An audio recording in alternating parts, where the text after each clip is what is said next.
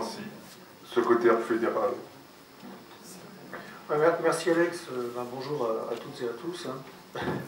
Je vais essayer dans mon propos de compléter ce qui a été dit donc, par rapport au PowerPoint qui était quand même qui était déjà assez complet lui-même, et puis par rapport aux propos de Gérard qui peuvent sembler des fois un peu ardus, parce que comme il disait, il y a beaucoup de chiffres, en même temps c'est très important de savoir où on est pour essayer de savoir où on peut aller.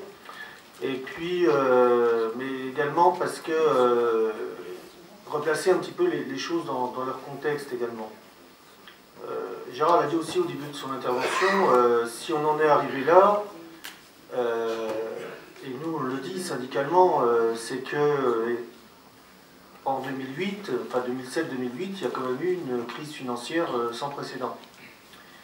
Et que cette crise financière, à un moment donné, les trous qui avaient été faits, il a bien fallu les combler, et que ce sont les États qui les ont comblés pour éviter qu'il y ait un certain nombre de banqueroutes. Alors bon, en tout cas c'est le choix qui a été fait dans beaucoup d'États européens.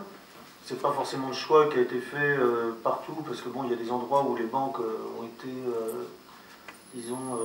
ont fait faillite, on les a laissés faire faillite, nous on a renfloué les banques. Après, ça pose d'autres questions derrière, c'est la question du contrôle effectivement des flux financiers, et puis le contrôle un petit peu de tout ce monde de la finance qui a tendance un peu beaucoup à spéculer sur des produits financiers auxquels plus personne ne comprend rien tellement ils deviennent complexes.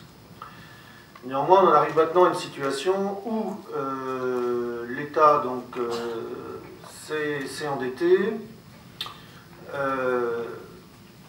et où donc, pour quelque part se désendetter, il utilise des outils législatifs. Alors les outils législatifs, il y a la loi de finances, bien entendu, mais il y a aussi cette fameuse loi MAPTAM, la loi du 27 janvier. Parce que si on ne prend pas en compte le fait que cette loi a été faite pour donc réduire les dépenses, on ne comprend pas le contenu de la loi.